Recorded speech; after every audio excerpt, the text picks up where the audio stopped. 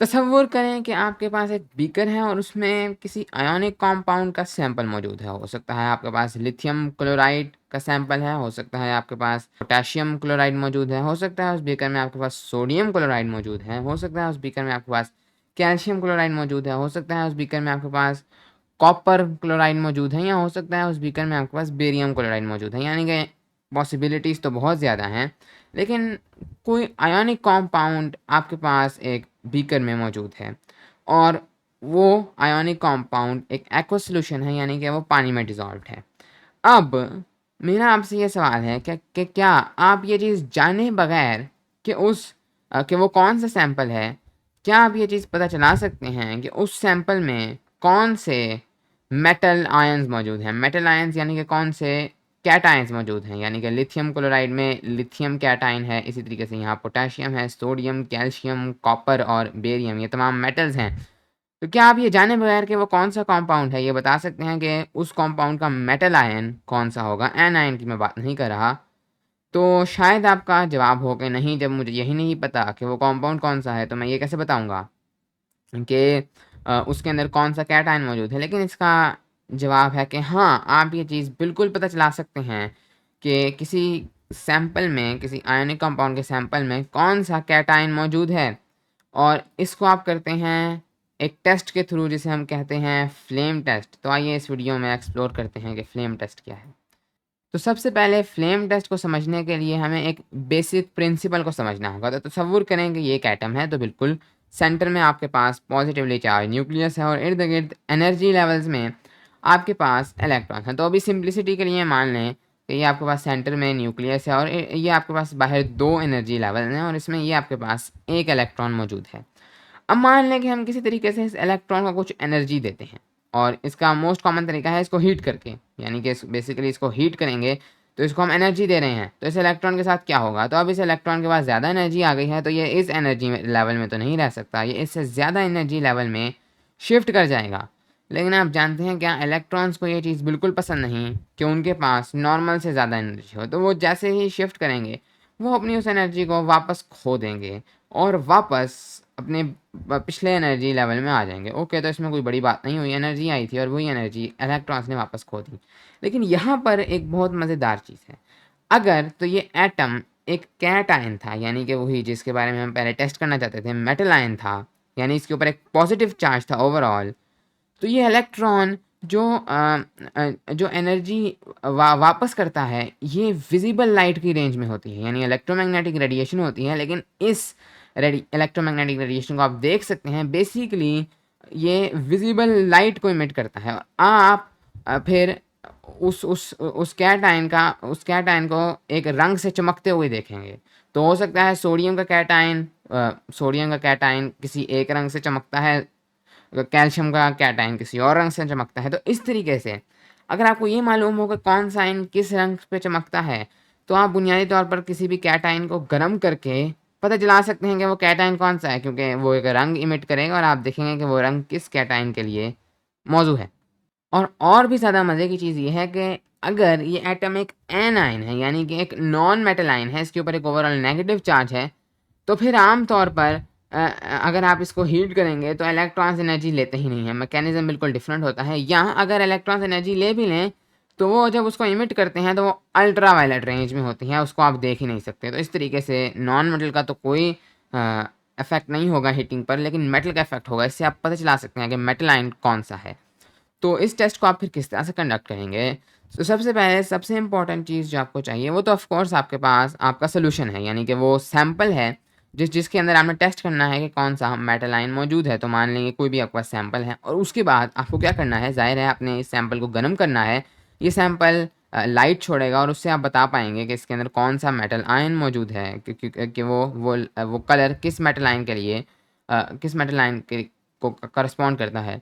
तो अब आप इसको किस तरह से करते हैं, तो इसका मोस्ट कॉमन तरीका है कि आप एक नाइक्रोम या प्लैटिनम की वायर लेते हैं और उसके पीछे इस तरह से एक हैंडल लगा होता है। हैंडल इसलिए कि आप इसको पकड़ सकें, और ये वायर हम लेते हैं, हम एक कंडक्टर लेते हैं, ताकि हमने इसको बेसिकली हीट करना है। तो हीट को सबसे इफ़ेक्टिव तरीके से कंडक्टर्स पास करते हैं। इस वायर के आगे एक लूप होगा। अब लूप क्यों होगा, तो आप समझ सकते हैं, हमने बेसिकली इस लूप को इस सॉल्यूशन के अंदर डिप करना है और हमने इस लूप के ऊपर बेसिकली इस वायर के ऊपर उस सॉल्यूशन के कुछ सैंपल को लगाना है। तो अगर तो सिर्फ सीधी वायर होगी तो उससे सैंपल गिरने के बहुत खतरे हैं, लेकिन अगर एक सर्कल की तरह होगा तो बेसिकली एक चम्मच की तरह आप इसके अंदर डिप करके इसके ऊपर अपने सैंपल को लगा पाएंगे। अब एक सवाल ये हो सकता है कि नाइक्रोम प्लैटिनम की वायर ही क्यों, कोई और वायर क्यों नहीं, आयरन की वायर क्यों नहीं, कॉपर की वायर क्यों नहीं? तो उसका रीज़न ये है कि आयरन और कॉपर को जब हीट किया जाए तो वो अपने कलर छोड़ना शुरू कर देते हैं, क्योंकि ज़ाहिर है वो भी मेटल्स हैं। लेकिन नाइक्रोम और प्लैटिनम ऐसे मटेरियल्स हैं जब उनको हीट किया जाता है तो वो कोई अपना अलग से कलर नहीं छोड़ते। अगर आप किसी ऐसे मटेरियल को यूज़ कर लें जो अपना ही कलर छोड़ता हो तो फिर उस सैंपल से जो कलर निकलेगा वो मिक्स कर जाएगा और आपको कुछ समझ नहीं आएगा, इसलिए हम नाइक्रोम और प्लैटिनम की वायर चूज़ करते हैं। अब इस एक्सपेरिमेंट को परफॉर्म करने से पहले ये आइडियल है कि आप कॉन्सेंट्रेटेड हाइड्रोक्लोरिक एसिड में इसको पहले डिप करके इसको पहले अच्छी तरह से साफ़ कर लें। इसका ये फ़ायदा है कि हो सकता है ये एक्सपेरिमेंट आपने पहले किया हो या किसी और ने इसी वायर से ये एक्सपेरिमेंट पहले किया हो, तो हो सकता है ये वायर थोड़ी गंदी हो और इस पे पिछला सैंपल ही मौजूद हो, तो फिर सब कुछ गड़बड़ हो जाएगा। तो आप पहले कॉन्सेंट्रेटेड हाइड्रोक्लोरिक एसिड से इसको क्लीन कर दें कि ये बिल्कुल क्लीन हो, इस पे कोई पुराना सैंपल मौजूद ना हो। अब इसके बाद ऑफ कोर्स आप इस नाइक्रोम या प्लैटिनम की वायर को लेकर जाएँगे और इसको आप अपने सॉल्यूशन के अंदर डिप कर देंगे और फिर यहाँ पर एक चम्मच की तरह ये सॉल्यूशन यहाँ पर लग जाएगा और फिर आप इसको वापस ले आएँगे। ओके, तो वो इसके बाद आप क्या करेंगे, तो ये बिल्कुल एक समझ आने वाली बात है। अब आपको एक बर्नर लाना होगा, यानी कि आमतौर पे एक बंसन बर्नर लाया जाता है और आप इसको हीट करेंगे और इसके ऊपर जो सैंपल होगा वो अपना एक फ्लेम देगा, वो अपना एक कलर देगा, क्योंकि वो बिल्कुल हमने जो प्रिंसिपल पढ़ा वो एक उसके अंदर जो मेटल आयन का सैंपल है वो अपना एक कलर देगा, वो उसके ऊपर एक फ्लेम आएगा और हर मेटल आयन के लिए उसका कलर डिफरेंट होगा। जैसे हमने देखा उसके इलेक्ट्रॉन्स एक्साइट होकर अपनी एनर्जी छोड़ रहे हैं, जो कलर मिल रहा है।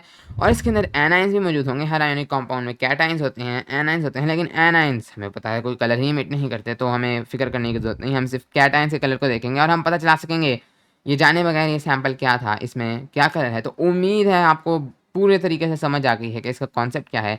तो चलें सबसे पहले हम लोग अब देख लेते हैं कि मेजर आयंस, मेजर कैटायंस कौन-कौन से कलर इमिट करते हैं। तो ये आखिरी चीज़ होगी, हमें ये जानना कुछ मेन आयंस के बारे में हमें पता होना चाहिए कि वो क्या कलर इमिट करते हैं, ताकि बाद में हम कभी किसी सैंपल को टेस्ट करें तो हम आसानी से बता सकें कि इसके अंदर कौन से कैटायंस मौजूद हैं। तो अगर आप लिथियम आयन को लें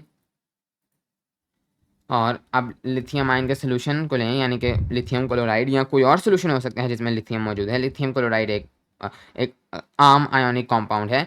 इसके आप सॉल्यूशन को लें और फिर अगर आप इसको उसी तरीके से बंसन बर्नर में नाइक्रोम या प्लैटिनम की वायर के साथ इसको बर्न करें, तो ये एक क्रिम्सन रेड, यानी कि एक बहुत ही ज़्यादा ब्राइट रेड कलर का फ्लेम बताता है। अगली बार जब आप एक सैंपल को आप नहीं जानते वो सैंपल कौन-सा है, उसको हीट करेंगे और वो ये कलर देगा, आप बता पाएँगे कि इसके अंदर लिथियम कैटायंस मौजूद हैं।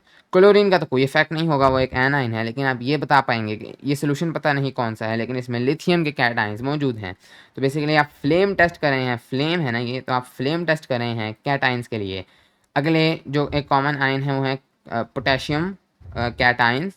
इनको भी इसी तरीके से जब आप बर्न करेंगे, आप कोई सॉल्यूशन ले सकते हैं, पोटेशियम क्लोराइड जैसे एक आम सॉल्यूशन है, इसको जब आप बर्न करेंगे तो ये एक बहुत ही ब्यूटीफुल किस्म का फ्लेम प्रोड्यूस करता है, एक लाइट पर्पल सा फ्लेम, इसको लिलैक फ्लेम कहा जाता है। अगली बारी है हमारे पास सोडियम आयंस की। अब सोडियम कैटायंस, ये भी काफ़ी मशहूर नाम है सोडियम। इसका अगर आप कुछ सॉल्यूशन लें, जैसे एक कॉमन सॉल्यूशन है सोडियम क्लोराइड का, और जब आप इसको हीट करेंगे तो सोडियम एक बहुत ब्राइट येलो फ्लेम देता है। सोडियम के आयंस एक बहुत ब्राइट येलो फ्लेम देते हैं और ये जो सोडियम के आयंस का फ्लेम है ये मेरे ख्याल में सबसे स्ट्रॉन्गेस्ट है, क्योंकि अगर आपके पास बहुत थोड़ा-सा सोडियम आयन भी मौजूद है, तो वो फिर भी इतना इतना ज़्यादा ब्राइट किस्म का येलोइश प्रोड्यूस करता है, लेकिन बाकी आयंस के लिए आपको काफ़ी थोड़ी अच्छी मिकदार चाहिए होती है एक अच्छा फ्लेम पाने के लिए, लेकिन सोडियम आयंस का फ्लेम बहुत ज़्यादा पावरफुल और बहुत ज़्यादा ब्राइट होता है। इसके बाद अगर हम लोग बात करें कैल्शियम कैटायंस की, जिनके ऊपर 2+ चार्ज होता है, तो इसका भी कोई सॉल्यूशन हो सकता है। जैसे एक कॉमन सॉल्यूशन है कैल्शियम क्लोराइड, इसके अंदर ऑफ कोर्स क्लोरीन जो है वो एक एनाइन है, उसका कोई मसला नहीं, हमें तो चेक करना है कैटायन के लिए। जब आप इसको हीट करते हैं तो ये आपको एक रेड किस्म का फ्लेम देगा, लेकिन ये थोड़ा ऑरेंज रेड फ्लेम है। हमने जो लिथियम के बारे में देखा था वो एक क्रिम्सन रेड था, एक बिल्कुल ब्राइट रेड था। ये इसके अंदर थोड़ा-थोड़ा ऑरेंजिश भी मौजूद है, तो ये लिथियम से थोड़ा डिफरेंट है। लेकिन इससे ऑफ कोर्स आप पता चला सकते हैं कि इस सैंपल में कैल्शियम आयंस मौजूद हैं। इसके बाद अगर हम लोग एक और कॉमन टाइप के आयंस की बात करें, कैटायंस, तो वो हैं हमारे पास कॉपर कैटायंस, इनके बारे में अक्सर पूछा जाता है। तो इनकी एक आम सी सॉल्यूशन जिसमें कॉपर कैटायंस मौजूद होते हैं वो फोर्स कॉपर क्लोराइड है। अब जब आप कॉपर आयंस को हीट करते हैं तो ये मेरे ख्याल में सबसे प्यारा फ्लेम कॉपर कैटायंस का होता है। इसको आप कहते हैं ब्लू ग्रीन टाइप फ्लेम, क्योंकि इसके अंदर अगर आप देखें तो ये थोड़ा सियान सा शेड है जिसके अंदर आपके पास एक ब्लू और ग्रीन का मिक्सचर मौजूद है, तो ये मुझे कलर बहुत अच्छा लगता है। इसके बाद अगर हम लोग बात करें आखिरी, हम मतलब कैटायंस तो बहुत सारे हैं लेकिन जो मेजर आयंस हैं उनमें हम आखिरी कैटायन की बात करेंगे, बेरियम कैटायंस। तो बेरियम भी बहुत ही खूबसूरत किस्म का एक फ्लेम प्रोड्यूस करते हैं और मुझे ये भी बहुत पसंद है। तो मसलन आपके पास एक सोल्यूशन हो सकती है बेरियम क्लोराइड, लेकिन बेरियम एक एप्पल ग्रीन, एक बिल्कुल ग्रीन, पिछला वाला थोड़ा ब्लूइश ग्रीनिश था, ये बिल्कुल एक लाइट ग्रीन सा आपको कलर देंगे। तो अगर हम लोग समराइज़ कर लें एक टेबल फॉर्म में, लिथियम आयंस आपको देते हैं एक crimson red colour, potassium ions आपको देते हैं एक लाइट पर्पल सा कलर, सोडियम आयंस बहुत ज़्यादा ब्राइट किस्म का येलो, और ये सबसे स्ट्रॉन्गेस्ट है इनमें। अगर आपके पास मिक्सचर मौजूद है सोडियम का और मान लें पोटाशियम का, तो आपको लिलैक तो कोई नज़र नहीं आने वाला, लेकिन अगर बहुत कम सोडियम भी मौजूद है तो ब्राइट येलो नज़र आएगा और ये बाकी सब कलर्स को छुपा देगा। कैल्शियम आयंस आपको ऑरेंज रेड, एक थोड़ा ब्रिक रेड सा देते हैं, लेकिन ये लिथियम के क्रिम्सन रेड से बहुत डिफरेंट है। क्रिम्सन एक बिल्कुल जैसे हम यहाँ देख सकते हैं ब्राइट है, लेकिन ये थोड़ा ऑरेंजिश है। अगर हम लोग कॉपर कैटायंस की बात करें तो आपको एक ग्रीन ब्लूइश सा कलर देते हैं जो मुझे बहुत प्यारा लगता है, और इसके अंदर थोड़ा ग्रीन ग्रीन होता है, थोड़ा ब्लू ब्लू होता है। अगर हम लोग बेरियम कैटायंस की बात करें तो ये आपको एक लाइट ग्रीन एप्पल ग्रीन सा कलर देते हैं।